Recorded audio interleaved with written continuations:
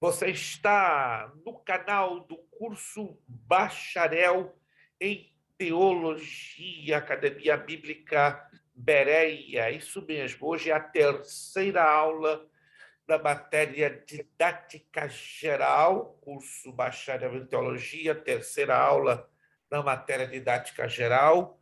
Hoje é segunda-feira, 18 de julho de 2022, repito, segunda-feira, 18 de julho de 2022, teremos mais uma aula, permitindo Deus, a quarta aula na próxima segunda-feira, dia 25, tá? Lembrando que dia 1 de agosto, de hoje a 2 semanas, é a nossa semana de férias. Por isso, dia 1 de agosto, creio que você já deve ter visto as nossas postagens, não teremos a nossa aula, porque toda esta semana, de 1 a 4, é semana de férias, tá? E a irmã Márcia está falando, né? De férias, né? Pelo menos eu vou me desligar 5 dias, né? Não vai ser necessariamente férias, eu já estou na Flórida. Estar na Flórida, de uma certa forma, é estar de férias, né? De uma certa forma, né? Mas pelo menos eu vou para casa do meu cunhado, que está no Golfo do México, pertinho da praia, 20 minutos da praia, e aí fico sentado lá com a cadeirinha de praia que me queimando, né? Vou ficar igual um camarão. Mas pelo menos eu já vou estar na Flórida e sentado numa cadeira de praia durante 5 dias, né? Se vocês me verem preto, na aula seguinte não se assusta não, né? Porque minha pele fica feia demais quando eu tomo muito sol, né? E em agosto vai estar feio no mundo. Então, e aí voltamos à normalidade da última aula de didática no dia 8 de agosto.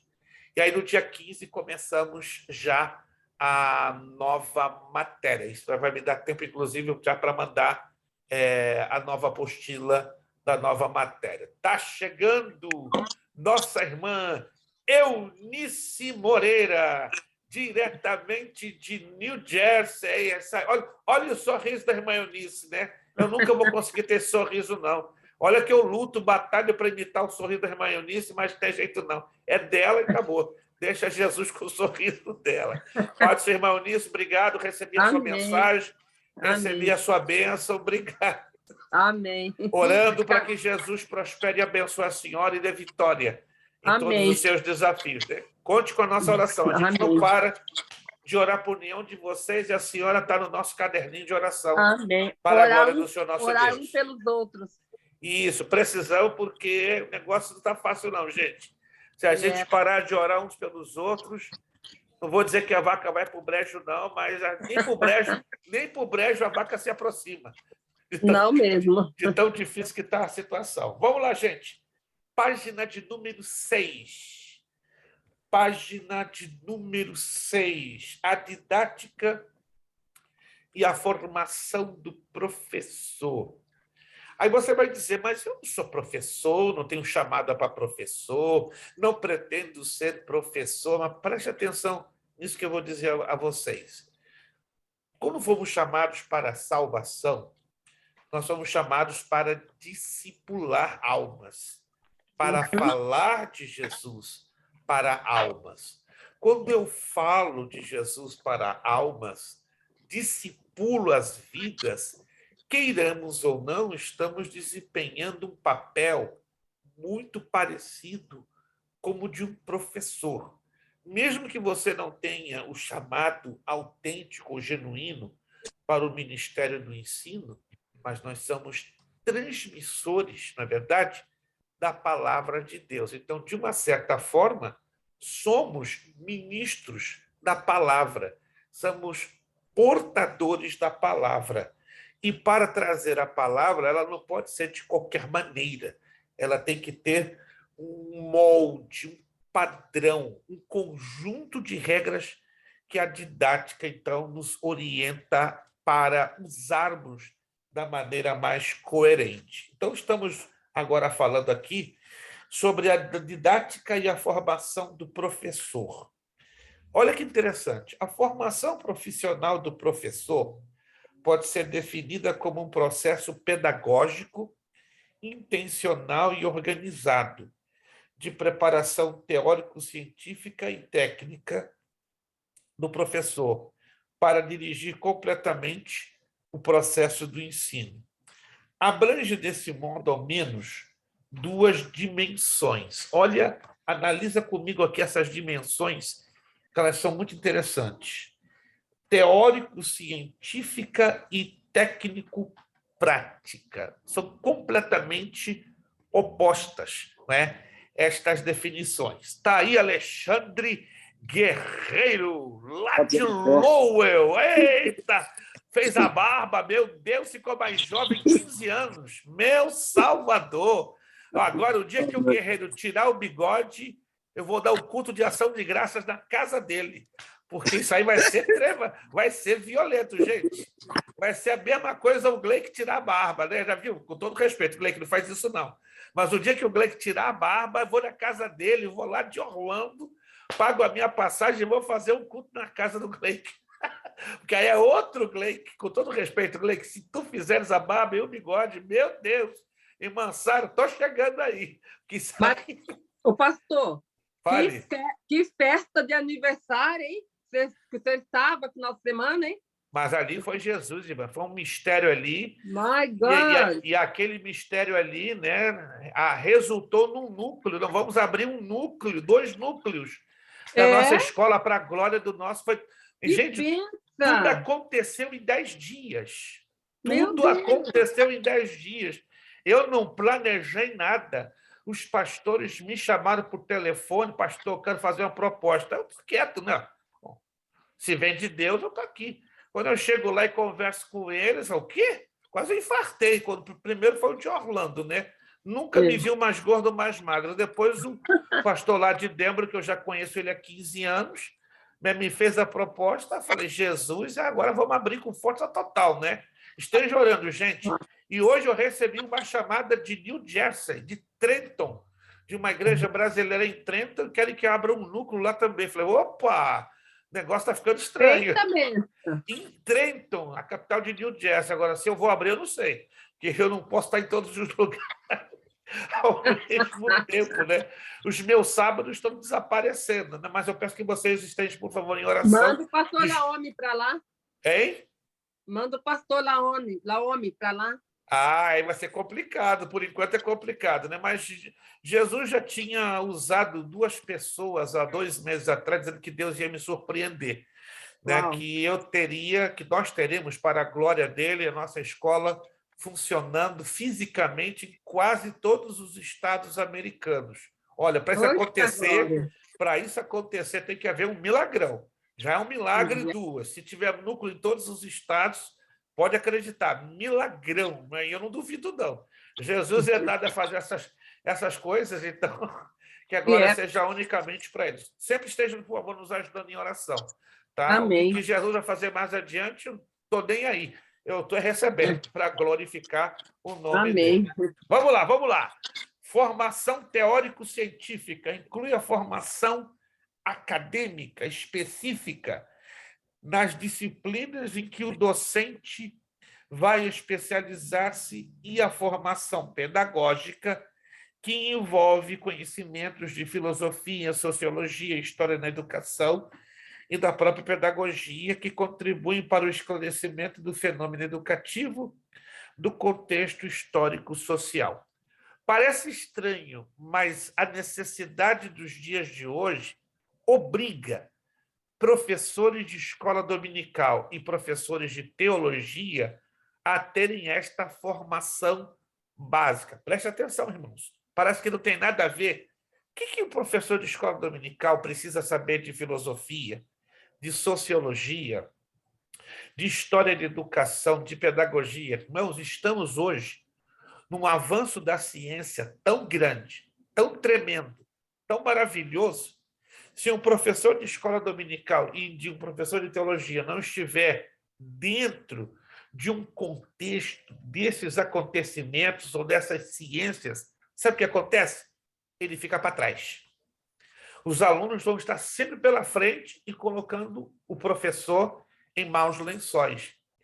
Era muito prático ser um professor de escola dominical de teologia há 20, 30 ou 40 anos atrás, mas agora não. Agora, a realidade do mundo exige demais das pessoas, porque existe o quê? uma gigantesca avalanche de informação. Em algumas delas, informações falsas, informações manipuladas, as famosas fake news. Por isso, a preparação hoje de um professor de escola dominical, de escola teológica, chega a ser 4 vezes mais exigente do que 10, 15, 20, 30 ou 40 anos atrás. Quantos de vocês estão me entendendo? Quantos estão me entendendo, gente? Alguém está me entendendo aqui ou não? Alô? Isso é muito sério. Então, ser professor hoje, para falar da palavra de Deus, não é algo muito simples, não é algo muito fácil. Formação técnico-prática. Bastante atenção aqui, ó. Visa a preparação específica para a docência, incluindo a didática, metodologias específicas das matérias, a psicologia da educação, a pesquisa educacional, entre outras. Ensinar é um chamado, mas preparação é uma responsabilidade. A formação profissional do professor envolve uma articulação entre a teoria e a prática pedagógica. Outro aspecto a ser destacado diz respeito ao fato de a formação profissional do professor implicar uma contínua integração entre teoria e prática.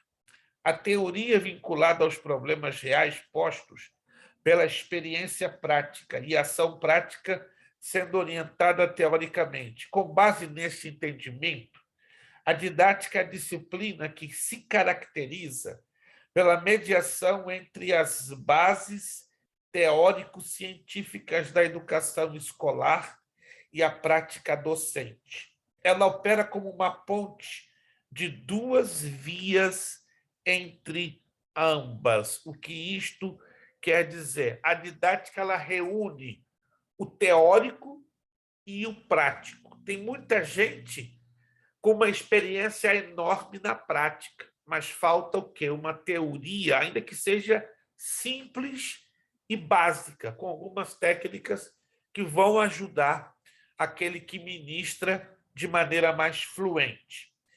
Esse papel de síntese entre a teoria e a prática assegura a integração entre os fins e os meios da educação escolar. Em tais condições, a didática pode constituir-se uma espécie de teoria do ensino. Deixa eu mostrar para vocês um slide que eu não pude apresentar na aula passada.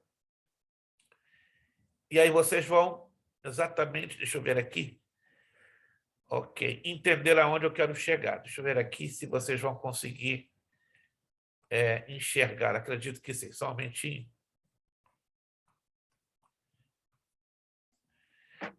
Ok. Deixa eu ver aqui se abre o arquivo.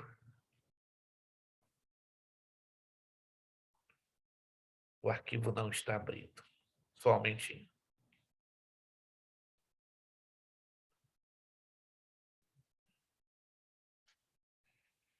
Deixa eu ver se o arquivo não está obedecendo. Era suposto estar abrindo esse arquivo, ele não está obedecendo.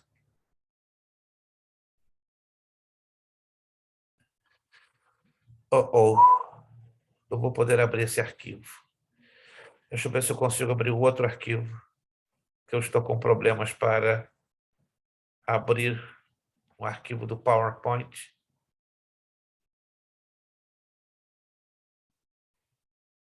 Não estou conseguindo abrir esse arquivo. Eu fiz os testes, estava abrindo perfeitamente, mas dessa feita não está abrindo. Deixa eu fazer mais uma tentativa. Vou fazer mais uma tentativa, senão a gente vai ter que passar a página, só um momentinho. Realmente não estou conseguindo. Uau, que estranho. Eu não estou conseguindo. Até estou com dificuldade para... Me deem só um minutinho mais, porque eu estou com uma certa dificuldade para abrir aqui um arquivo. Ok. Deixa eu ver se agora eu consigo. Ok. Deixa eu ver aqui agora. Agora sim. Oh, consegui. Todos estão vendo o arquivo aberto? Sim ou não? Estão todos vendo? Perfeito. Irmã está vendo, o Blake está vendo. Não sei se o Guerreiro está vendo, se a irmã Anicia está vendo. Ok. Perfeito. Irmã Márcia está vendo o arquivo? Irmã Márcia está vendo, irmã Márcia? Maravilha? Maravilha. Ok. Observem isso aqui. Como é que funciona a estrutura geral da didática? Prestem muita atenção. A didática, ela é a via de comunicação entre ensino e aprendizagem. Essa via de comunicação que chamamos de ensino de um lado e de aprendizagem de outro lado faz parte de um conjunto conhecido por educação. A educação, ela é governada, ela é regida pelas leis da pedagogia. A pedagogia é um conjunto de métodos que vai guiar, que vai orientar as pessoas a compreenderem esta avenida de mão dupla, ou seja, a avenida da didática, que tem a mão do ensino, a mão da aprendizagem, que, por sinal, fazem parte da educação. Este inglês chamado John Milton Gregory, que viveu entre 1822 e 1898, ele foi o autor das chamadas 7 leis do ensino, e nós vamos falar sobre elas com bastantes detalhes. Didática, portanto, é uma avenida de mão dupla, a mão do ensino e a mão da aprendizagem. É importante, então, que entendamos que isso aqui é um ciclo. Se é um ensino, é para o aluno aprender. E o aluno aprende para um dia também ensinar. Esse ciclo, ele funciona de uma maneira sincronizada, tá? Didática, ensino, aprendizagem. Vamos, então, entender isso aqui. Na didática, é necessário que o professor ame os seus alunos. O amor pelos alunos leva a atender melhor as suas necessidades e a uma melhor aprendizagem. Isso é chamado de psicopedagogia. Psico fala de mente, pedagogia fala de orientação. O professor que ama a sua turma dedica tempo para ela. O fato de Jesus conhecer a mulher samaritana, como lemos em João capítulo 4, ajudou a fazê-la compreender quem era o Messias, porque Jesus usou métodos didáticos. Quais das 7 leis de Milton Gregory se relacionam com o conhecimento do aluno? Vamos falar sobre isso, mas sempre lembrando que a didática é uma avenida de mão dupla, ensino e aprendizagem. A didática faz parte de um sistema chamado educação, que é guiado pela pedagogia. O professor tem que conhecer seus alunos, conhecer seu assunto e conhecer melhor a maneira de ensinar. Mas como ele conhece melhor a maneira de ensinar? Guiando, compartilhando, controlando, planejando e se interessando. Colabora com Cristo na formação da personalidade da pessoa e seus valores morais e espirituais. Ou seja, um educador trabalha igualzinho ao olheiro. Ele trabalha na alteração da sua formação. Vamos, então, continuar na nossa apostila e eu volto depois para os slides. O objeto do estudo da didática, página 7, é o processo de ensino e aprendizagem, como acabamos de falar. Desse modo, ela busca descrever e explicar seus nexos e ligações, investiga fatores codeterminantes desse processo, indica princípios, condições e meios de direção do ensino, tendo em vista a aprendizagem, que são comuns ao ensino das diferentes disciplinas do conteúdo específico. É, pois, uma matéria de estudo que integra e articula conhecimentos teóricos e práticos, obtidos nas disciplinas específicas de formação acadêmica, visando a formação integral do futuro docente, ou seja, você que, depois de formado, passará a exercer funções de extrema responsabilidade. Seu trabalho como professor no futuro será preparar seus alunos para se tornarem cidadãos ativos e participantes na família, no trabalho, nas associações de classe, da vida cultural e política, enfim, em toda a sociedade. É uma atividade, portanto, fundamentalmente social, cuja característica principal é fazer a mediação entre o aluno e a sociedade, entre as condições de origem do aluno e a sua destinação na sociedade, papel que se cumpre no prover condições que assegurem ao aluno a assimilação do conteúdo das matérias de estudo e a observação de posturas éticas. Nesse processo, os meios à sua disposição para executar a difícil tarefa são planejamento e desenvolvimento de suas aulas e avaliação do processo de ensino. Ninguém pode dar o que não possui. Portanto, é fundamental agir com ética sempre, tornando-se exemplo de conduta. Até para ensinar, pregar, precisamos ter um mínimo de ética, porque a ética, meus irmãos, ela governa a nossa conduta, a nossa maneira de nos comportar. E veja bem, quando o discípulo ele é guiado, ele é orientado, a quem, a nível humano, ele vai imitar? A quem? Ao seu professor ou ao seu discipulador. Ou seja, é muito sério a questão da didática ligada à ética. É muito triste constatar que hoje nós vemos obreiros que não têm ética, começando no púlpito, depois começando com a sua família. E esta ética, ela traz uma desmoralização ao evangelho. Por isso estamos hoje presenciando obreiros com péssimo testemunho, começando de casa e, obviamente, terminando na igreja. E a didática? O que tem a ver com tudo isso?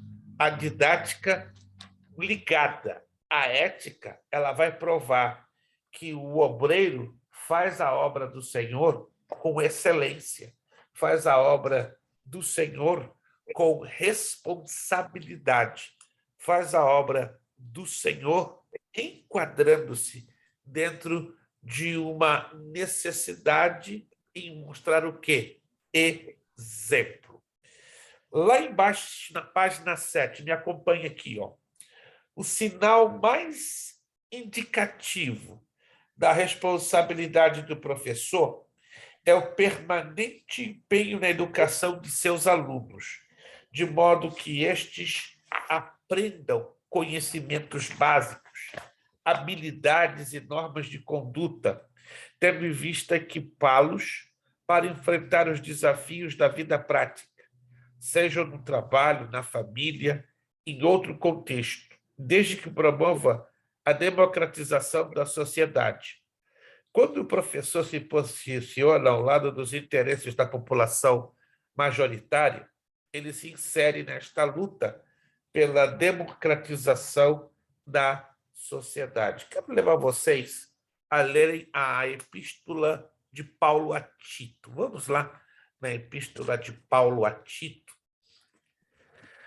A Epístola de Paulo a Tito é um pequeno manual de didática, porque Paulo procura transmitir para Tito alguns princípios éticos, alguns princípios pedagógicos, né, de grandíssima importância, porque os cretenses, né, os habitantes da ilha de Creta, eram pessoas difíceis de se lidar, eram pessoas mal educadas, eram pessoas dadas à fofoca, ou seja, eram pessoas muito problemáticas, de maneira que o apóstolo Paulo tomou um pouquinho de trabalho, se assim podemos dizer, da parte do Espírito Santo, para transmitir uma epístola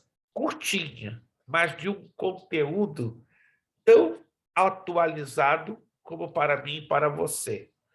Carta de Paulo a Tito, capítulo 2. Carta de Paulo a Tito, capítulo 2.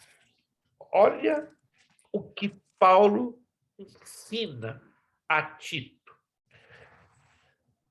Tu, porém, fala o que convém à sã doutrina. Exorta os velhos a que sejam temperantes, respeitáveis, sensatos, sadios na fé, no amor e na constância. Verso 3. As mulheres idosas, semelhantemente, sejam sérias no seu viver, como convém a santas, não caluniadoras, não dadas muito ao vinho, mestras no bem. Verso 4. Então poderão ensinar as mulheres novas a amarem seus maridos e filhos, a serem sensatas, honestas, boas donas de casa, bondosas, submissas a seus maridos, para que a palavra de Deus não seja blasfemada. Exorta semelhantemente aos moços a que sejam moderados. Em tudo te dá, por exemplo, de boas obras. Na doutrina, mostra integridade, reverência, linguagem sã e irrepreensível, para que o adversário se envergonhe, não tendo nenhum mal que dizer de nós. Exorta os servos a que sejam obedientes a seus senhores, sendo-lhes agradáveis em tudo, não os contradizendo. Em outras palavras, Tito, seja o exemplo. Tito, não imite a forma de ser dos cretenses. Tito, mais do que falar, dê o seu testemunho, mas com o seu testemunho aprenda que você também pode ensinar com a sua conduta e com algumas importantes palavras que devem ser medidas à altura. Eu pergunto a vocês, por que a educação, em geral, não estou falando a nível cristão, dentro da nossa cultura brasileira, ela é tão visivelmente prejudicada? Me explico. Por uma questão de cultura, nós não vemos os governos, que eu me lembre, da história do nosso Brasil, a gerar motivação para uma boa educação. Alguém se lembra? Algum governo recente investindo, motivando pesado para a educação dos nossos queridos brasileiros? Alguém se lembra se houve algum governo recente que se dedicasse a isso? Eu não me lembro. Alguém aqui se lembra? Se houve algum governo recente que se dedicasse? Eu, repito, não me lembro. Se a gente for estudar a história do Brasil, só vai descobrir que no reinado do imperador Dom Pedro II, ali sim, estou falando de mais de 100 anos, uma preocupação no investimento na educação. Esta é uma das razões por que eu estou mencionando isso, que no meio evangélico não há preocupação em se investir na educação cristã, porque nós, culturalmente, refletimos aquilo que herdamos de berço, ou seja, como a nossa cultura foi formada. Tem prós e tem contras, mas eu repito, na área da educação, a nossa cultura tem sérios prejuízos, tem sérias deficiências na educação, melhor dizendo. Tá? E a gente vê isso dentro da igreja. Eu pergunto, quantos obreiros hoje, pastores de igreja hoje, se preocupam em investir pesado no ensino da palavra? Vamos lá. Na opinião de vocês, são muitos os pastores, líderes, são muitas as igrejas que investem, estou falando de igreja brasileira, que investe pesado na educação, ou são muito, muito, muito pouco? A palavra deixo aberta para você opinar. O que você vê no quadro de hoje, dentro da cultura brasileira, seja aqui nos Estados Unidos, seja no Brasil? Como é que você enxerga? As igrejas estão muito preocupadas em investir na educação ou não estão nem aí? Não. Pastor, sim. Se for para falar assim da educação e de forma assim bem abrangente, igual o senhor colocou bastante, talvez uns 10% das igrejas ou menos, talvez de 5 a 10% seria que ensina a fundo, que realmente investe na educação. Irmão Gleick hoje está com espírito de bondade, percebem? De 5 a 10%. Vocês acham que de 5 a 10% das igrejas brasileiras no Brasil investem na educação cristã? Vamos lá. Quero ouvir cada um de vocês. O que vocês estão enxergando neste panorama tão difícil que estamos vivendo a título de educação cristã? Estamos falando de didática, ok? E a didática, ela desempenha um papel chave dentro da educação cristã. Vamos lá.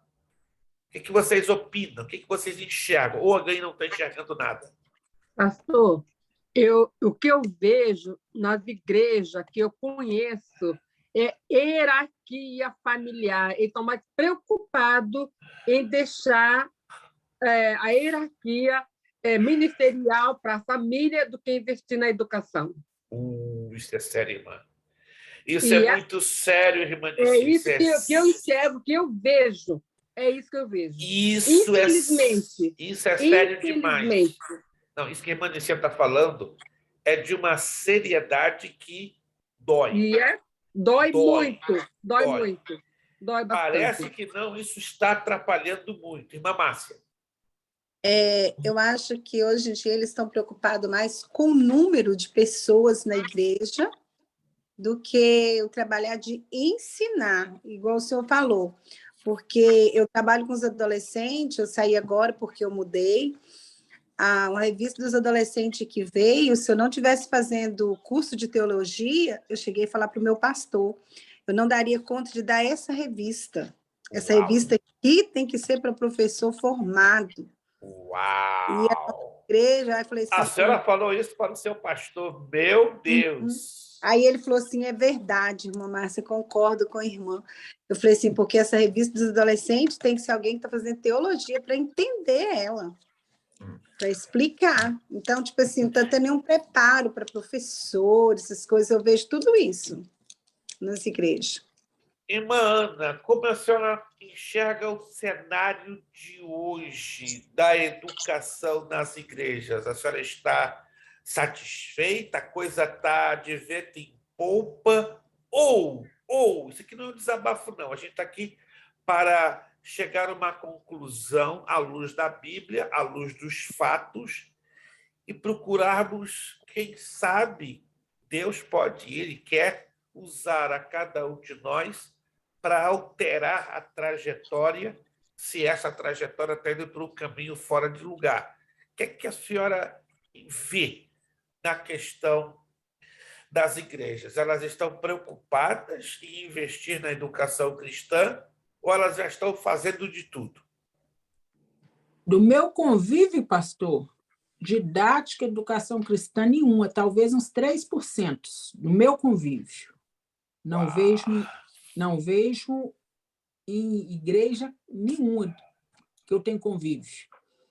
3%. Guerreiro, em poucas palavras, você está satisfeito? E isso aqui não é um desabafo e nenhuma crítica. Pelo amor de Cristo, não me mal interprete. Isso aqui não é nem um desabafo, compreendem? E tampouco é uma crítica. Nós estamos fazendo aqui uma seríssima avaliação, porque nessa avaliação nós podemos, com a ajuda de Deus, exercemos uma influência para ver mudanças. Eu desejo, eu oro, eu peço a Deus para que hajam mudanças e mudanças muito positivas nas nossas igrejas. Eu sei que essas mudanças não podem acontecer do dia para a noite, mas eu sei que cada um de nós, colocando o nosso grãozinho de areia, podemos contribuir, sim, como não, para uma mudança. Ela não vai ser de um dia para a noite, ela é um processo, ela toma tempo. Mas, guerreiro, como é que tu enxergas? Tu acha que já temos o bastante? É o suficiente? As igrejas estão preocupadas para valer e investir na educação cristã? Ou está vendo alguma coisa fora do lugar?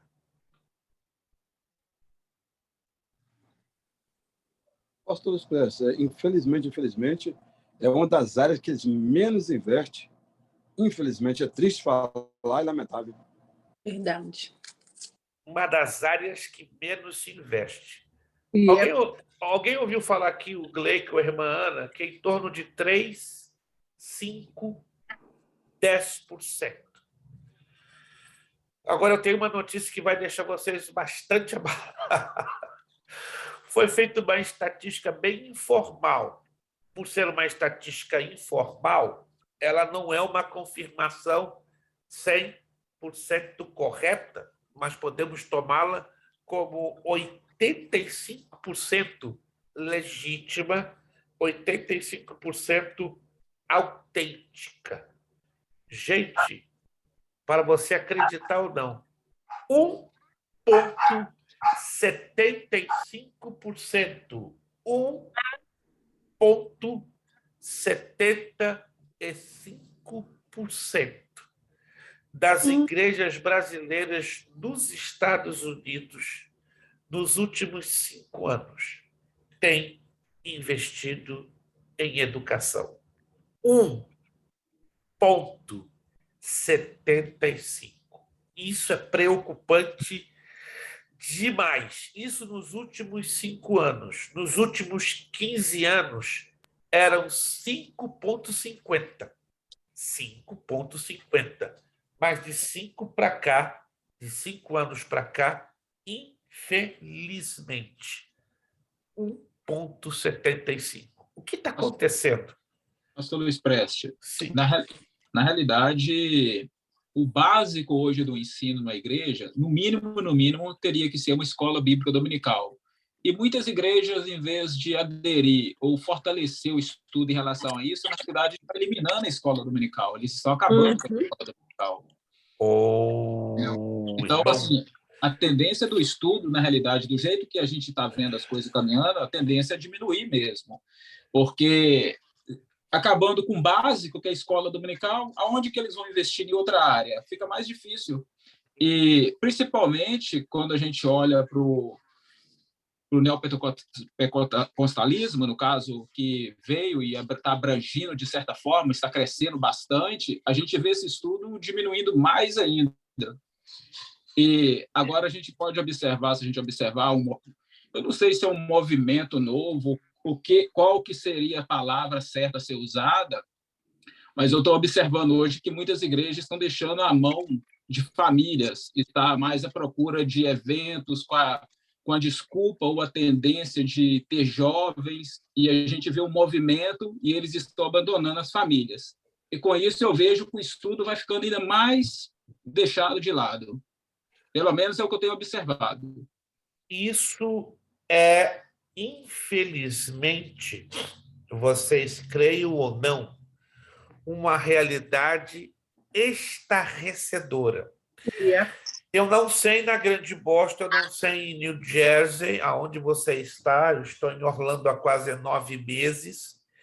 Já visitei 16 igrejas brasileiras. Escute, tem 29 igrejas brasileiras que eu tenho informação. Eu visitei das 29, 16 igrejas brasileiras. O que tem me assustado é que das 16 igrejas brasileiras, só 3 mantêm escola bíblica dominical.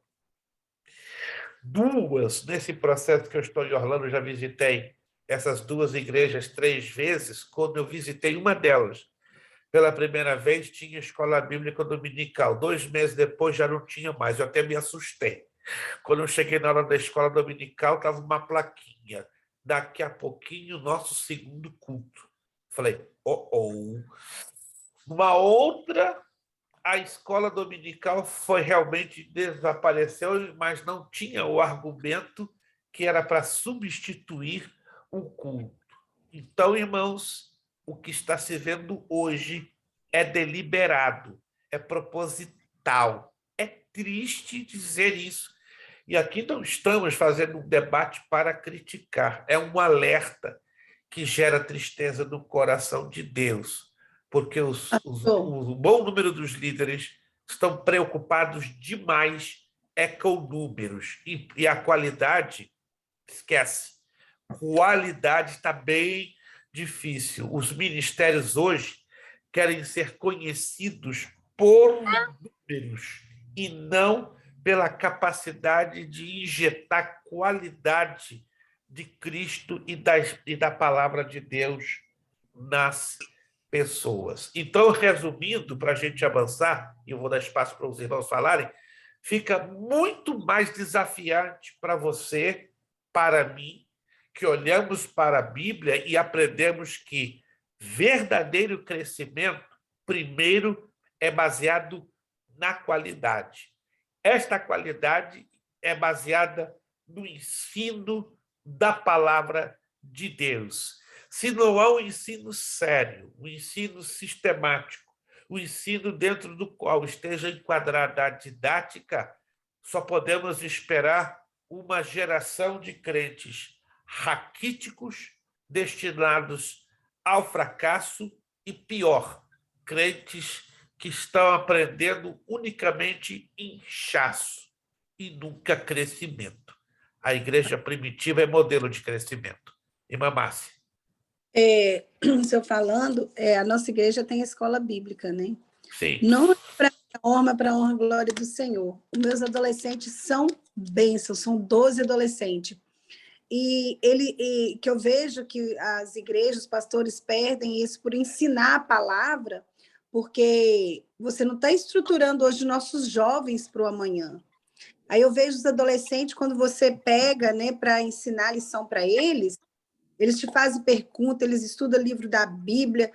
Assim, meus adolescentes, se eu perguntar o livro da Bíblia, eles sabem as histórias. É uma coisa assim, que eu fico olhando, eu fico assim, quantos jovens, né, poderia estar, os líderes poderiam estar fazendo uma escola bíblica e tendo a sala de jovem, adolescente, criança, pré-adolescente, né, de estar ensinando, de ter jovens, né, preparando eles para o amanhã. Fica muito difícil para nós, meus irmãos, que estamos preocupados com a seriedade, fica definitivamente muito difícil, mas muito difícil mesmo, nós dizermos que a didática faz parte de uma realidade, mas, infelizmente, não estamos vivendo essa realidade exatamente pelo menosprezo à educação cristã. Vamos aqui na página 8, prática educativa. Isso parece para algumas igrejas piada. Prática educativa e a democratização da sociedade. Entende-se como prática educativa o processo de fornecer aos indivíduos o conhecimento e as experiências culturais que os tornam aptos a atuar no meio social e transformá-lo em função das necessidades da coletividade. Pode ocorrer em dois sentidos. O sentido amplo ocorre em várias instituições e atividades sociais decorrentes da organização de uma sociedade, da religião, dos costumes e outras formas de convivência humana. Sentido estrito ocorre em instituições escolares ou não, com finalidades explícitas de instrução e ensino, mediante uma ação consciente, deliberada e planejada. Olhem que interessante. Na história da humanidade, a prática educativa sempre foi determinada pela estrutura social a qual estava subordinada. Essa estrutura de organização social decorre do processo de existência dos homens em grupos sociais, ou seja, a história da humanidade, da sociedade e da sua vida se concretiza e se desenvolve na dinâmica das relações sociais. Com o tempo foram surgindo na sociedade as desigualdades econômicas e de classe. A evolução desse processo se deu sinteticamente da seguinte maneira. Isso aqui é quase uma pequena aula de sociologia para entendermos o quadro de hoje da nossa cultura brasileira em relação às igrejas. Sociedades primitivas, quem são elas? Igual usufruto do trabalho comum, sociedades escravistas. Os meios de trabalho e o próprio trabalhador passaram a ser propriedade do dono das terras. Sociedade feudal. Os servos eram obrigados a trabalhar gratuitamente as terras do seu senhor ou pagar-lhe tributos. Sociedade capitalista. Ocorre a separação entre os proprietários dos bens de produção e os que vendem a sua força de trabalho. Se nós trouxermos esse modelo para dentro das igrejas de hoje, a gente vai encontrar quase igual. Temos igrejas que têm uma mentalidade primitiva, igualzinho às sociedades primitivas.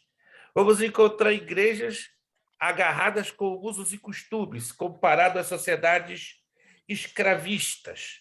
Vamos encontrar igrejas com uma mentalidade feudal, porque os servos eram obrigados a trabalhar gratuitamente nas terras do seu senhor ou pagar-lhe tributos. Igrejas que não são ensinadas a viver a ética cristã e a ética ministerial.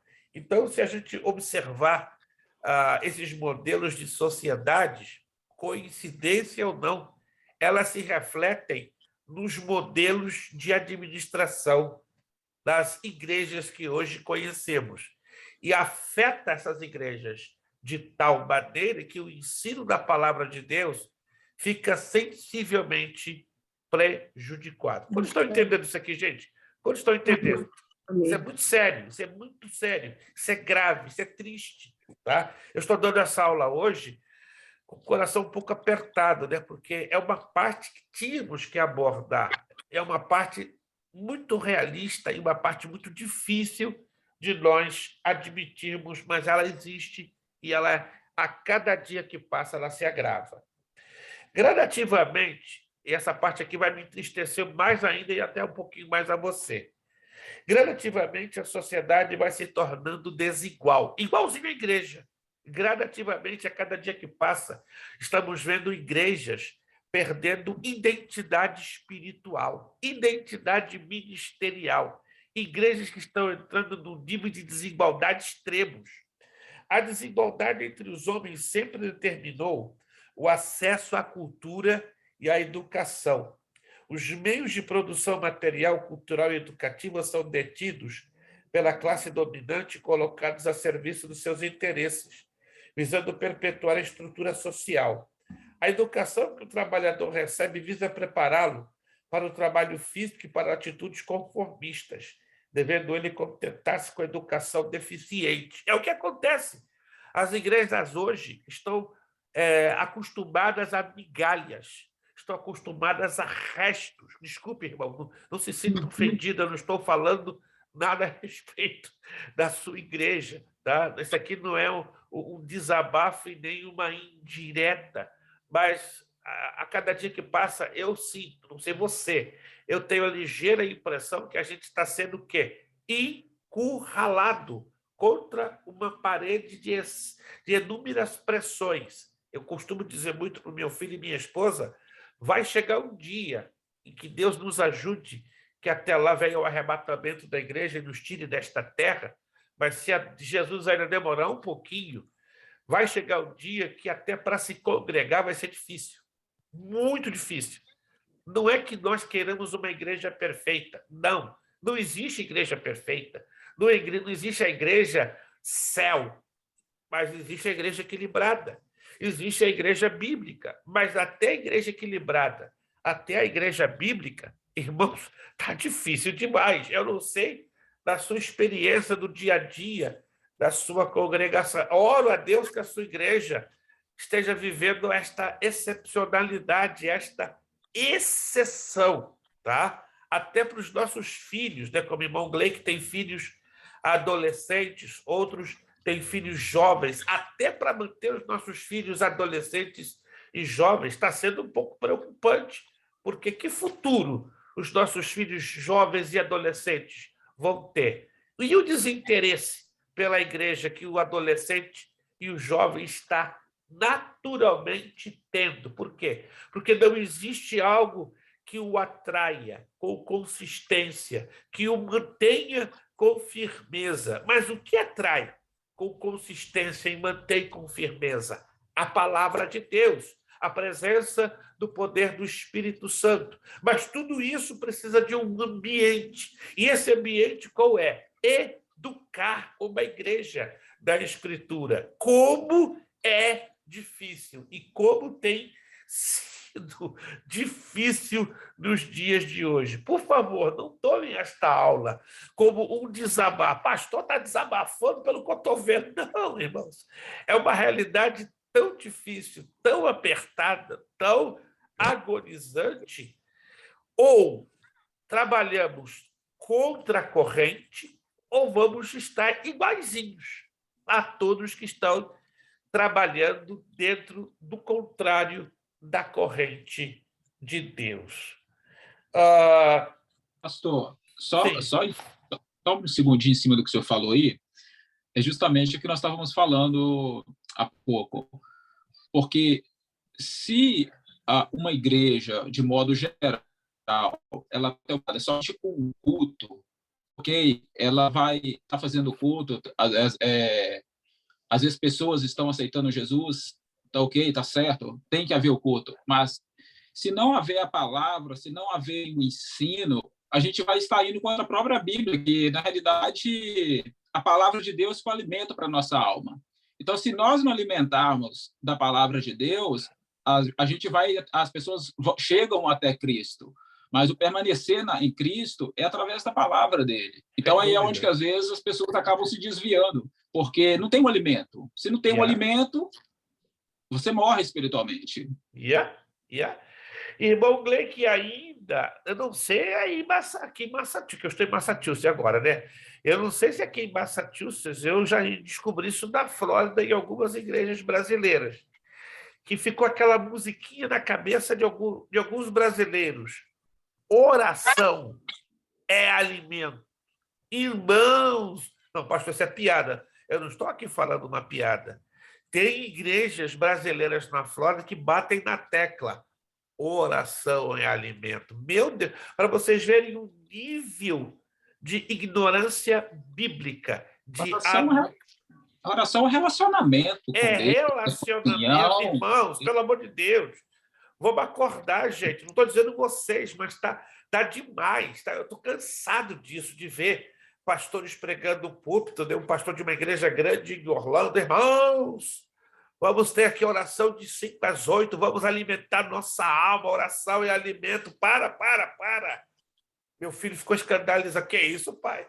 Esse homem não lê Bíblia. Esse é o pastor da igreja, mas ele não lê Bíblia, não. Se ele lesse Bíblia, ele ia descobrir, é a palavra que alimenta, não é oração. Oração é relacionamento. Ei, alguém tem dúvida disso? Alô? Não. Alguém tem dúvida que oração é relacionamento? Se você é aluno do bacharel me dizer, pastor, oração é alimento, eu vou rebaixar você para o médio. Eu posso fazer isso. Por favor, irmãos. Se você, mesmo que não queira dizer, eu descobri nas entrelinhas, oração e alimento, ó, quando vai sair o teu boletim, não se assusta, não. Eu vou te rebaixar para o médio, porque isso não tem coerência, isso não tem cabimento bíblico e muito menos teológico. Vamos lá. A educação que o trabalhador recebe visa prepará-lo para o trabalho físico e para atitudes conformistas, devendo ele contentar-se com a educação deficiente. É o que acontece hoje em muitas igrejas. Agora, escute essa. A minoria dominante assim difunde sua concepção de mundo para justificar o sistema de relações sociais, como se fosse representativo de todas as classes sociais, que não corresponde à realidade. Ou seja, as igrejas hoje estão numa contramão tão grande que quando uma igreja se levanta com um padrão bíblico, causa espanto, causa estranheza. Eu conheço em Connecticut duas igrejas, bem no interiorzão de hispanas. Eles não separam um diácono, escute isso. Eles não separam um diácono, uma diaconisa, se não tiver um curso básico em teologia e não ter assistido pelo menos 28 aulas por ano de uma escola bíblica dominical. O que é isso? Isso é quartel? Não, vou repetir.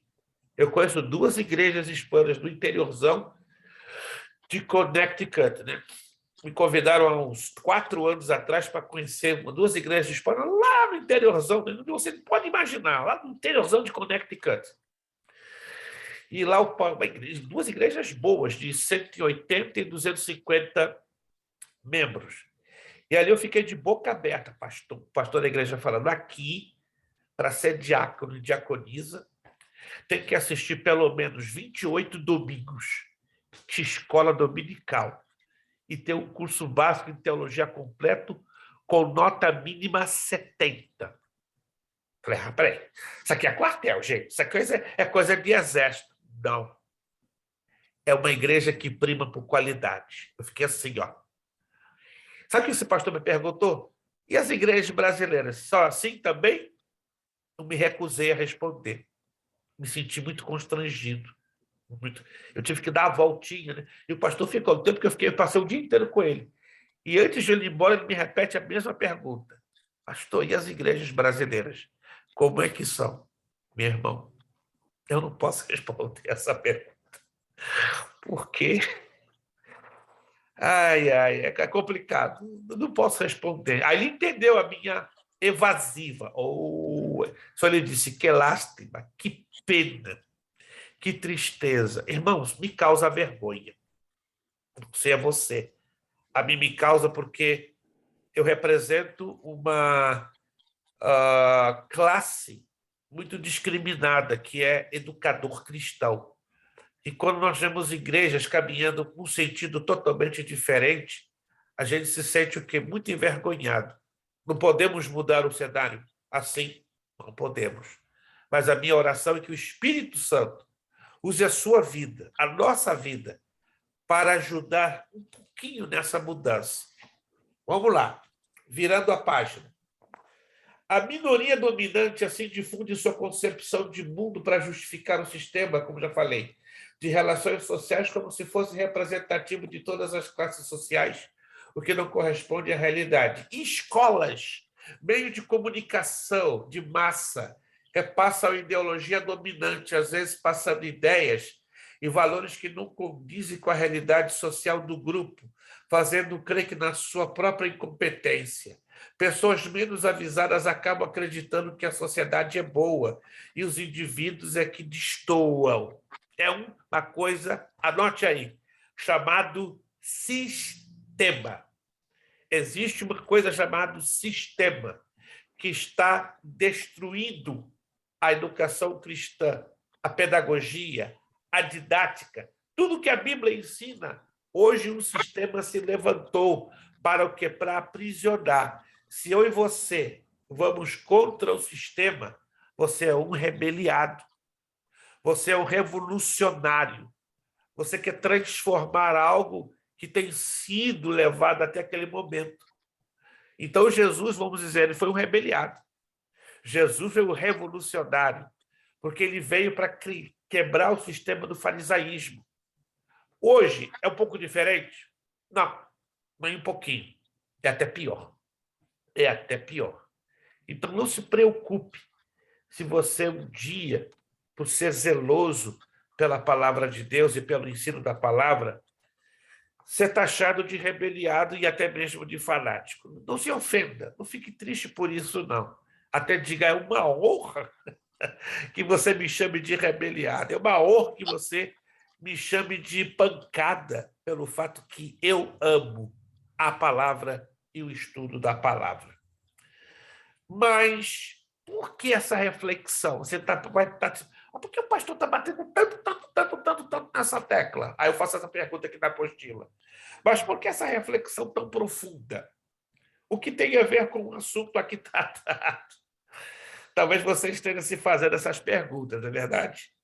A resposta é a seguinte: a prática educativa, a relação professor-aluno, os objetivos da educação, trabalho docente e nossa percepção do aluno são carregados de significados sociais, que se constituem na dinâmica das relações entre classes, raças, grupos religiosos, homens e mulheres, jovens e adultos. Ou seja, o que estamos vivendo hoje é um reflexo de um sistema que foi jogado para pressionar incrivelmente as práticas que nos são orientadas pela palavra de Deus. Deixa eu pular esses 2 parágrafos aqui à frente e vamos para a questão da instituição escolar. A escola surgiu historicamente como fruto da necessidade de se preservar e reproduzir a cultura e os conhecimentos da humanidade, crenças, valores e conquistas sociais, concepções de vida e de mundo. Olha só que coisa séria. Deixa eu ver aqui. Ela acompanhou e se modernizou à medida que foi capaz de se tornar um instrumento poderoso na produção de novos valores e crenças. A instituição escolar é para os alunos, antes de tudo, um local de encontros existenciais, de vivência das relações humanas e de vinculação e intercâmbio de valores e princípios de vida. Não raro, quanto adultos, esquecemos-nos de muito que havíamos aprendido quando éramos crianças, mas o clima daqueles dias do colégio jamais sai de nossas mentes. Pastor, Sim. eu não estou conseguindo enxergar porque acabou a luz aqui, porque está chovendo. Oh, meu Deus. Eu estou aqui no escuro. Eu vi que a senhora ficou no escuro, eu falei, Jesus voltou, levou a irmã Nicinha e ficamos no arrebato, e ficamos na tribulação. Eu falei, pai, você já ia levantar a mão para começar a orar. Eu falei, preteou tudo do lado da irmã Nicinha. Que é isso, acabou a luz aqui. Fica tranquila. O que der para a senhora fazer, a senhora faça. Okay. O que não der, fica tranquila. Vamos lá, gente. Vamos lá. Aonde eu quero chegar com isso? As crianças de hoje, como já foi falado aqui, né, como a irmã Márcia mencionou, estão tendo muitos prejuízos, muitos, no ensino da palavra de Deus nas nossas igrejas. A didática tem sido simplesmente desprezada. Uma vez que ela é desprezada, é óbvio que a educação cristã é desprezada. Se há um desprezo disso nas igrejas, então há um desprezo da importância da escola secular. É como, de um dia para a noite, a escola secular deixasse de significar alguma coisa. E eu tenho certeza que, na sua vida, a escola secular significou muita coisa, muita coisa. Eu quero...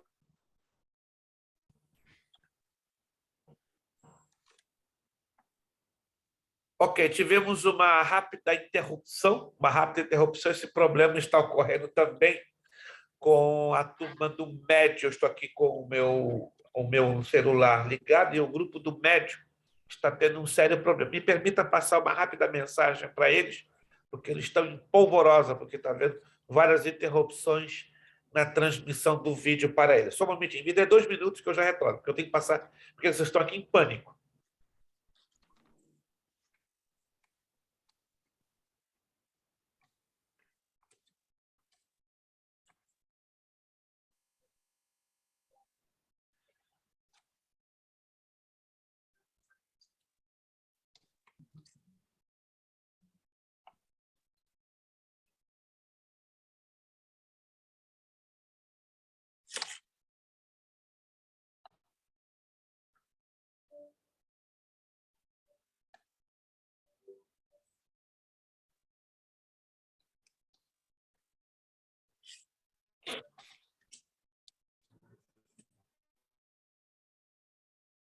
Ok. Estou informando aos alunos do bacharel que o problema é do Zoom, né? Que eu estou também recebendo aqui no outro WhatsApp, que eu tenho outro WhatsApp fora, no outro aparelho meu, está havendo sérios problemas nesse exato momento no uso do Zoom Vídeo em vários lugares ao mesmo tempo, né, do nosso planeta.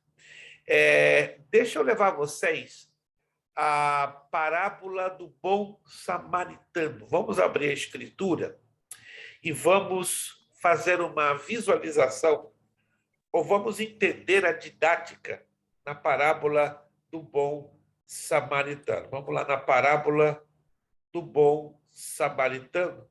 Ela é muito interessante para nós.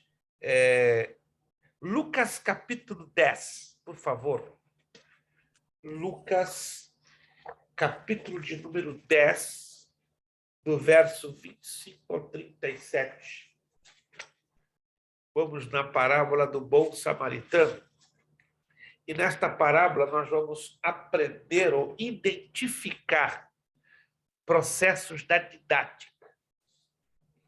Lucas capítulo 10. Lucas capítulo de número 10. Vou aguardar que você abra aí a sua Bíblia. Lucas capítulo de número 10, do verso 25 ao 37. Vamos fazer uma análise bem séria desta parábola. Começamos no versículo de número 25. Levantou-se certo doutor da lei e, querendo pôr Jesus em provas, perguntou-lhe: Mestre, que farei para herdar a vida eterna? É a pergunta que ele faz. Jesus lhes respondeu: que está escrito na lei. Como lês? Respondeu-lhe o homem: amarás ao Senhor teu Deus de todo o teu coração e de toda a tua alma, de todas as tuas forças e de todo o teu entendimento, e ao teu próximo como a ti mesmo. Verso 28. Então Jesus lhe disse: respondeste bem, faze isto e viverás. Ele, porém, querendo justificar-se a si mesmo, disse a Jesus: quem é o meu próximo? Respondeu-lhe Jesus: descia um homem de Jerusalém para Jericó e caiu na mão dos assaltantes, os quais o despojaram e, espancando-se, retiraram, deixando-o meio morto. Casualmente descia pelo mesmo caminho certo sacerdote que, vendo-o, passou de lado. Mas um samaritano que ia de viagem chegou perto dele, viu e moveu-se de compaixão. 34. Aproximando-se, atou-lhe as feridas, deitando-lhes azeite e vinho, e pondo sobre a sua cavalgadura, levou para uma hospedaria e cuidou dele. 35. Partiu no outro dia e tirou 2 denários, e deu ao hospedeiro, e disse-lhe, cuida dele, e tudo que demais gastares com ele, eu te pagarei quando voltar. 36. Qual destes 3 te parece que foi o próximo daquele que caiu nas mãos dos assaltantes? É a pergunta de Jesus. E o 37, ele disse que usou de misericórdia para com ele. Disse Jesus, vai e faze da mesma maneira. Vamos lá.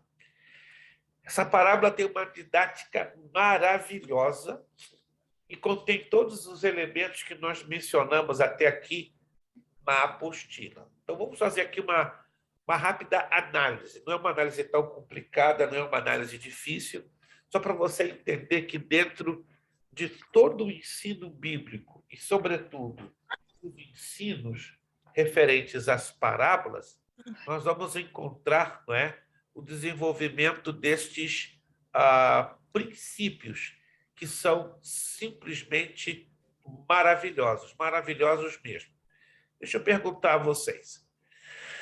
O que nos ensina de maneira bem resumida, bem objetiva, esta parábola? Qualquer um de vocês pode me dar a resposta. O que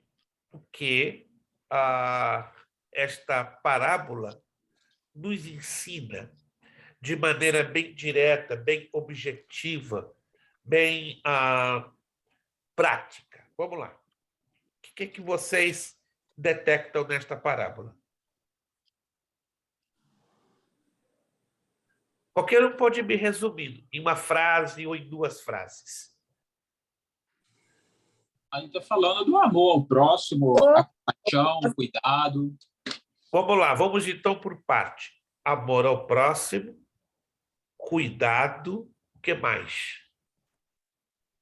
Aqui nós temos um conjunto bem interessante. Amor ao próximo, cuidado. Temos algo mais que estamos aprendendo nesta parábola?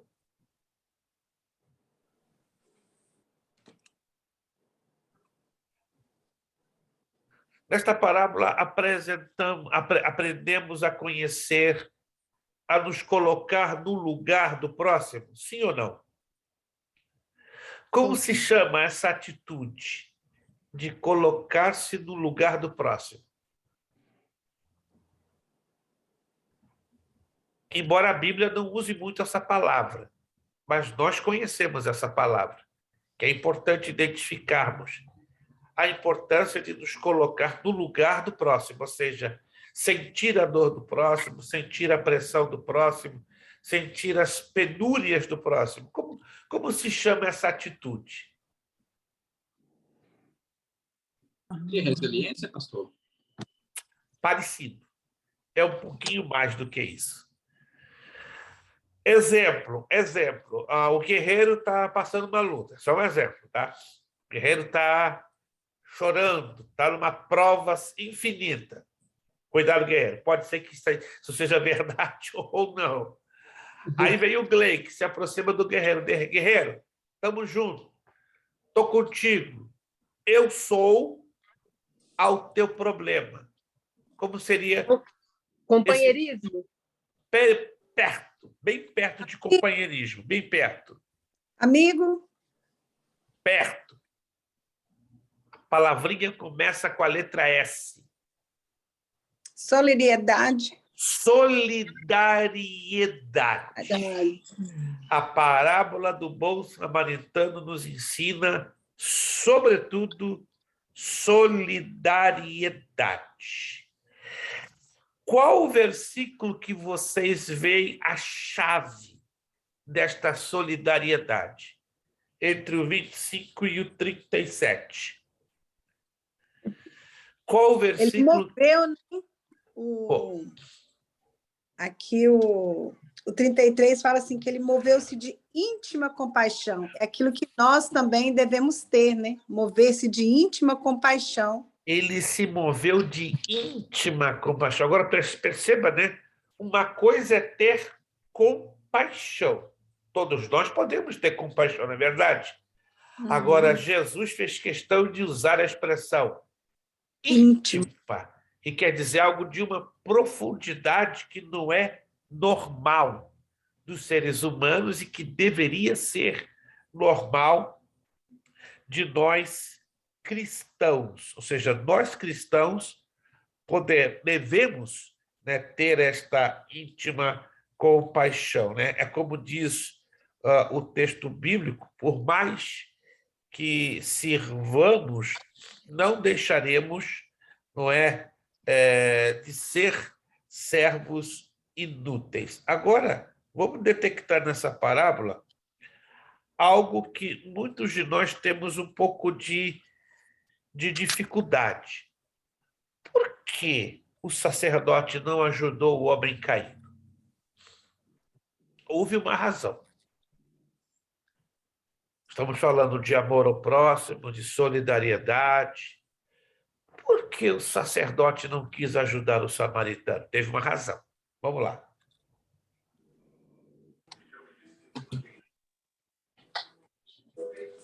Alguém suspeita? Houve uma razão. Que o sacerdote não quis ajudar o samaritano. Vocês percebem? Nós estamos fazendo uma análise da parábola baseada na didática que ela nos apresenta. Pastor, porque na realidade aqui o samaritano, o que nos leva a entender aqui é que o sacerdote, talvez por ele ser judeu, eles não conversavam com os samaritanos. Não? Correto. Que tipo de atitude é esta? A grosso modo. E a Bíblia condena esta atitude. Condena mesmo. Não ter piedade, não ter amor. Compaixão. Compaixão. Vamos parar um pouquinho para pensar. Tudo bem, já falamos de compaixão, já falamos de piedade, mas aqui nós temos um problema. Judeus e samaritanos não se comunicavam, não se falavam. Então, esta é a razão. Mas como se chama essa atitude? A falta de amor ao próximo. Como se chama essa falta de amor ao próximo? Que a Bíblia condena. A Bíblia usa uma expressão bem clara. Deus não faz o quê? Acepção de pessoas. Acepção de pessoas. Em outras palavras, discriminação social. Aí nós vemos discriminação de um judeu para um samaritano. Isso é uma discriminação social. Existe discriminação social hoje no meio dos cristãos? Sim ou não? Sim, existe. Infelizmente. E muita, diga-se de passagem. Então, nós estamos aprendendo que, número 1, precisamos ser solidários com quem quer que seja. Segundo, Deus não faz acepção de pessoas. Terceiro, a parábola do bom samaritano ensina-nos a ter compaixão e solidariedade, colocarmos-nos nos sapatos daqueles de quem sofre. Quem ajudou o ferido foi exatamente um rejeitado pela sociedade judaica. Me acompanhe. E ele fez algo que nenhum judeu normalmente faz. O que ele fez para resgatar o samaritano? Isso aqui é fantástico. Colocou ele numa cavalgadura e fez vários procedimentos. Vamos lá. Depois que ele colocou na cavalgadura, qual foram os procedimentos? Os cuidados que teve esse samaritano com aquele ferido. Vamos lá. Deu dinheiro e hospedou. Deixando-lhe azeite, né? Mas, aproximando-se, atou-lhe as feridas, deixando-lhes azeite e vinho, e pondo sobre a sua cavalgadura, levou para uma estalagem e cuidou dele. Opa, segura essa, irmã Márcia, segura essa. Gente, nós estamos desmiuçando essa parábola. Faz parte de didática. Oh, vamos lá. Vamos entender a importância do vinho e vamos entender a importância do azeite. Por quê? Vamos lá, se você já estudou, já avaliou, por que exatamente o samaritano usa azeite e vinho? Eu chamo a atenção de vocês. Nenhum judeu normalmente usaria vinho e azeite para atar as feridas de um estrangeiro rejeitado, porque o vinho e o azeite eram objeto de consumo muito caros.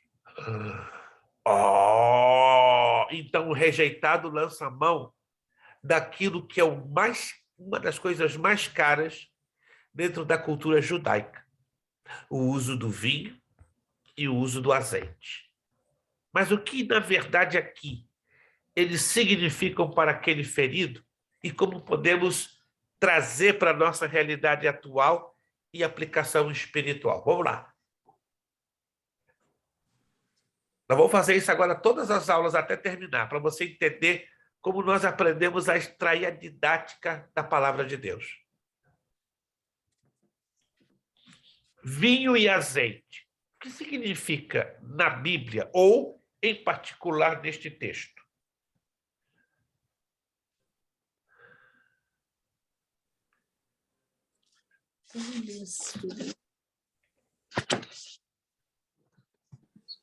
Ninguém leu, nunca estudou isto? Anote aí, então.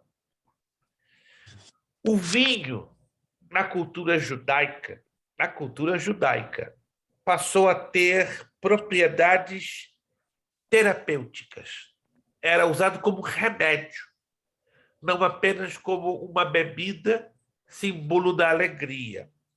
Na parábola do bom samaritano, preste atenção, a bebida é misturada com óleo de oliva. Você está percebendo a leitura do texto? O vinho é misturado com óleo de oliva. Quando isso acontece, surge uma reação química, cria um bálsamo de propriedades maravilhosas para tratar ferimento.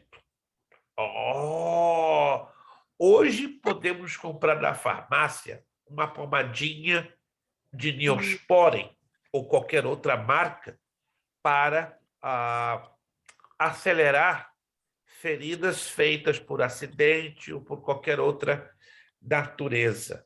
Em outras palavras, vinho combinado com azeite de oliva gera um bálsamo poderosíssimo e era usado como um antisséptico no Oriente Médio. Mas os judeus, naturalmente, pela sua cultura, não usavam, escute essa, vinho e azeite.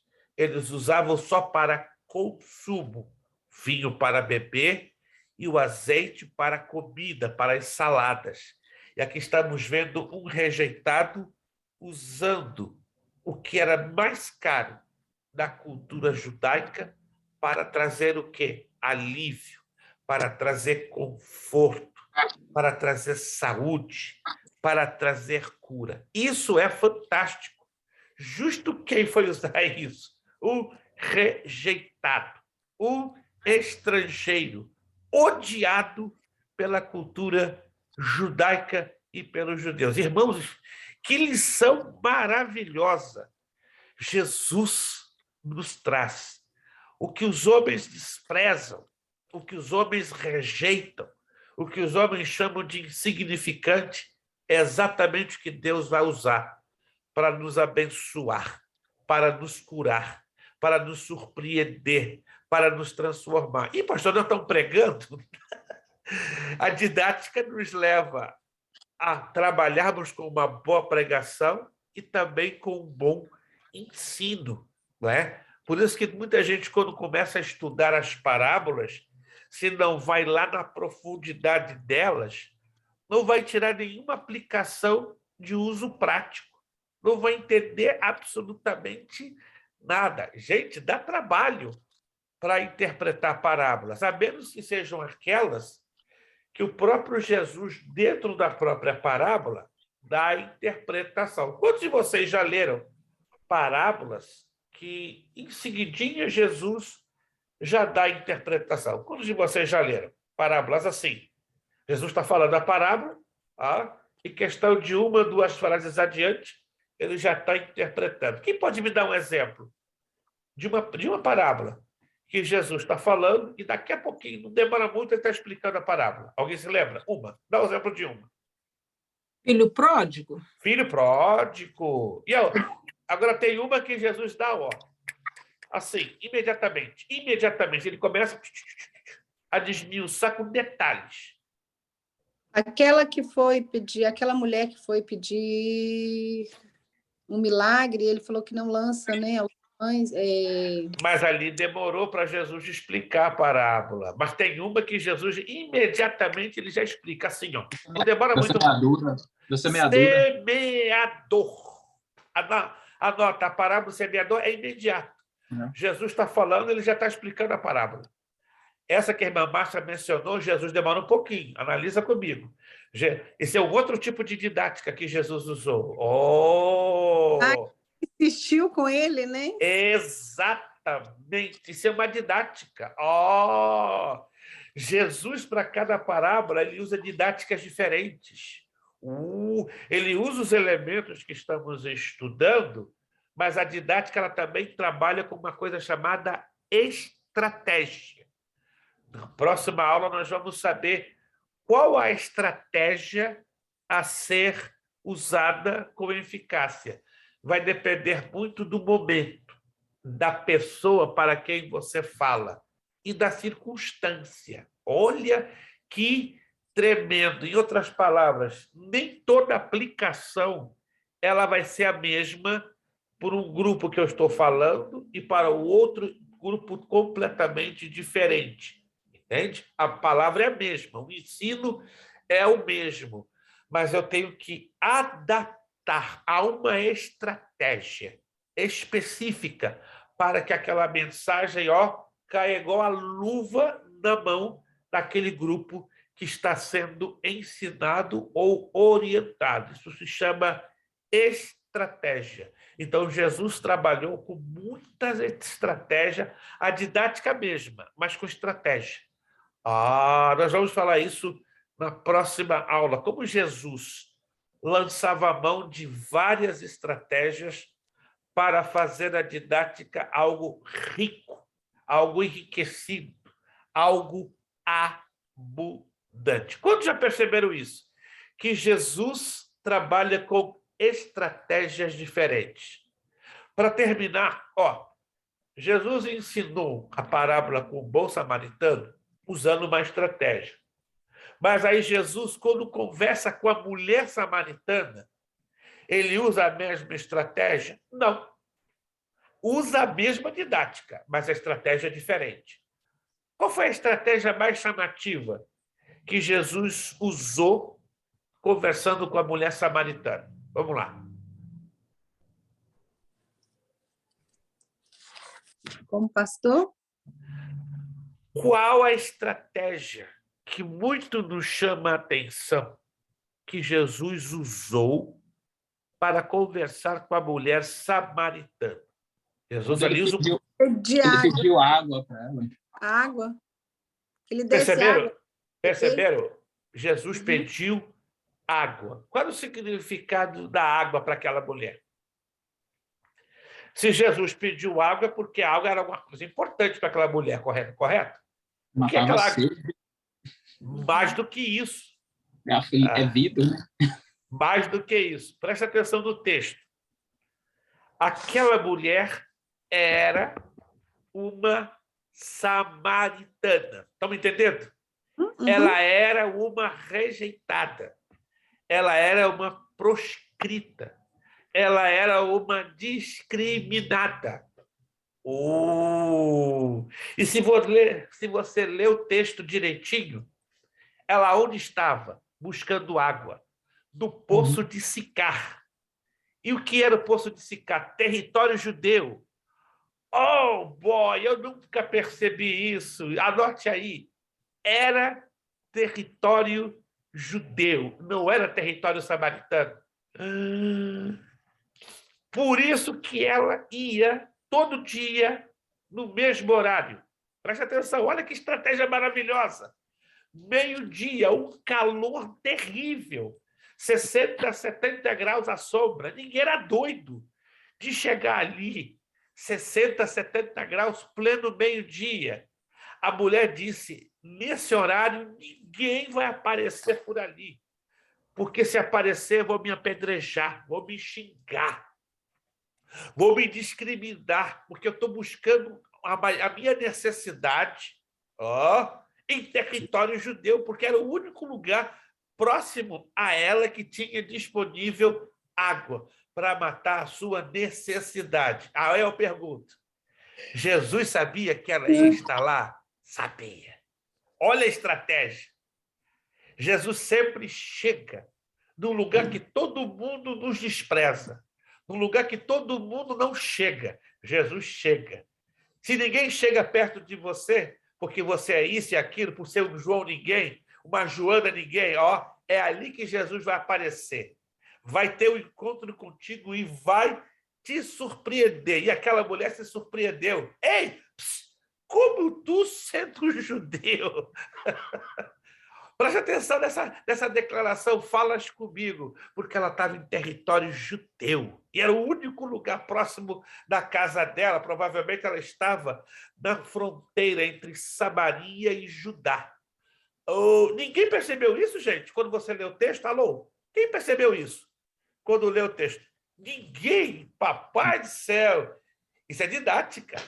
Quando estudamos a didática, nós descobrimos coisas que estão ocultas no texto. Nós lemos o texto, mas a gente não percebe os detalhezinhos que o texto roda. É ali que, no caso, os samaritanos buscavam água, ou no caso foi uma ocasião da mulher estar buscando água? Ou todos os samaritanos iam lá? Tecnicamente, seria um lugar mais estratégico, compreende? Para os samaritanos buscarem água. Porque se o irmão vai no mapa, aí vamos entrar em geografia bíblica. O poço de Sicá estava próximo da fronteira de Samaria com Judá. Mas quando eles buscavam água lá pela manhã, eles não se encontravam, então, não? Não. Geralmente não, porque a parte da manhã estava muito fresco, preste atenção. Estava muito fresco. Então, a possibilidade de um confronto entre judeus e samaritanos era o quê? De 100%. Concorda comigo ou não? Porque uma parte fresca do dia estava mais acessível, estava mais aprazível para buscar água. Agora, pensa comigo, aquele povo passava perto. Precisamos de água. Mas se a gente for lá agora, vamos encontrar o quê? Judeus também tirando água. E aí vai dar briga. Vão meter a pedra em cima da gente. Para pensar comigo. Aquela mulher arriscou a reputação dela e arriscou a vida dela, porque não tinha outra saída. Ela estava na fronteira, estava próximo do limite de Samaria com Judá. Eu não tenho jeito, eu faço isso, eu não vou mais cedo. Interessante isso. E nós não vamos ser. Sim. E Jesus fazendo o papel do bom samaritano aí. Exatamente. Jesus aí, ele encarna a própria... Gente, que coisa linda! Para pensar comigo. Se você nunca percebeu isso, isso é didática. A gente vai desenvolver na próxima aula mais 2 parábolas. Tem parábolas que para uma dentro da outra ou uma ligada à outra. Por isso que muitos de nós temos uma dificuldade louca, às vezes, de interpretar aquela parábola a qual o próprio Jesus não nos explica. Porque ele nos dá a explicação através do quê? Das estratégias que o próprio texto está ali, nas entrelinhas. O problema é que a gente lê o texto assim,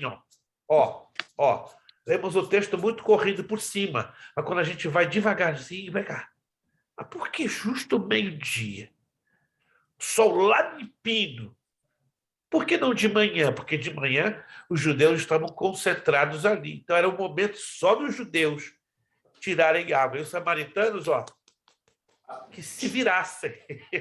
Se quisessem ser apedrejados ou ter briga, eles sabiam que chegaram aquele horário da manhã ou até mesmo da noite, que o sol já tinha posto, eles estavam em problemas. Então, eles tinham que correr o risco de chegar no momento mais improvável da chegada dos judeus. E, gente, eu quero entender o seguinte: Jesus chega na hora que menos esperamos. Ou melhor, na hora que ninguém espera. Quando alguém chegar, quando você disser, ninguém vai chegar até mim porque o que eu estou vivendo é improvável, Jesus vai chegar. E vai te oferecer água. E vai te dar a saída. Amém, irmãos? Amém. Deus nos falou nessa noite de alguma forma ou não? Deixa eu perguntar a vocês. Deus nos falou de alguma maneira essa noite ou não? Sim. Isso é só um comecinho do uso da didática. Parece um negócio simples, né? Muito simples.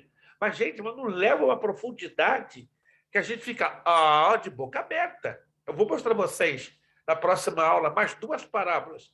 E vamos fazer a aplicação da didática dela. Ou seja, por que a didática ela é tremendamente importante em ser conhecida. É uma matéria técnica. Você já está dando uma olhadinha na apostila. Ela é técnica, é difícil por ser uma matéria técnica, mas é exatamente esse lado técnico que nos dá capacidade de cavar, de investigar, de trazer lá do fundo o que o texto tem escondido.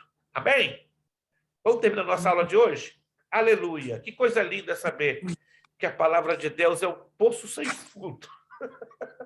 Não tem problema, você cava e sempre vai encontrar a água da vida que Jesus tem para nós. Vamos então concluir a nossa aula agradecendo a Deus. Hoje aí faltou o Elvis, faltou a irmã pastora Cristiane, mas são circunstâncias que, infelizmente, às vezes não permitem, né, os nossos irmãos estarem conosco. Vamos agradecer a Deus.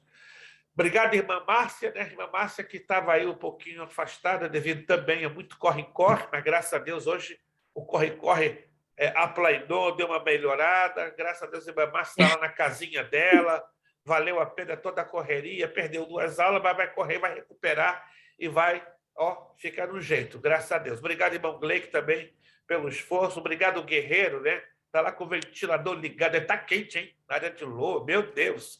Aqui também está quente aqui em Salgos, né? Com o ar-condicionado ligado. Obrigado, irmã Ana. Obrigado, irmã Nicinha. No escuro e tudo, está lá a irmã Nicinha. Deus abençoe a irmã Nicinha. Amém. Vamos agradecer a Deus pela aula de hoje e pedir que na próxima aula o Espírito Santo venha nos iluminar. Você se prepara. Deus vai falar tremendissimamente na próxima aula através de 2 parábolas que vamos estudar e fazer as aplicações da didática dentro delas, né? Você vai ficar maravilhado. O que é didática? Minha bateria está morrendo, hein? Está morrendo. Então, antes que morra, irmã Márcia vai estar agradecendo a Deus para terminar a nossa aula. Irmã Márcia, antes que a bateria da irmã Nicia morra, agradeça a Deus, por favor. Bem, Pai amado, Pai querido, queremos te agradecer, ó Deus, por essa noite, por esta aula, pela vida do pastor Luiz Preste, Pai. Te peço uma bênção para o teu filho, Aleluia. Pai. Todo mal na vida do teu servo. Te agradecemos por esta aula tão maravilhosa. Nós estamos aprendendo a tua palavra.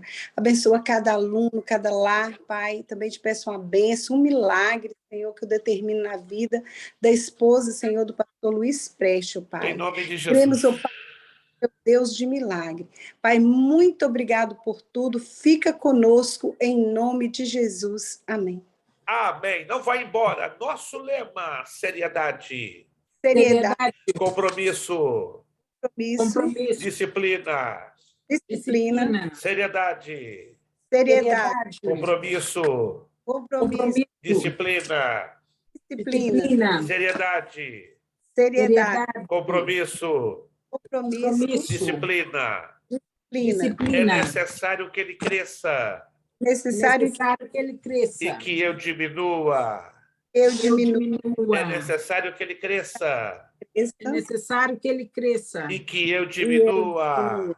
E eu diminua. É necessário que ele cresça É necessário que ele cresça. e que eu diminua. Eu diminua. E a Deus damos o quê? A honra, a glória e o poder. Muito obrigado. Deus nos abençoe. Bom descanso, bom final de segunda-feira e até a próxima segunda, dia 25 de julho, se Deus nos permitir. Obrigado por todos. A paz do Senhor e obrigado àqueles que já fizeram aí os seus pagamentos no mês de julho. E se você ainda não fez, lembre-se, até o dia 30 está de bom tamanho receber aí o seu pagamento. Muito obrigado. A paz do Senhor a todos. Muito obrigado. Amém.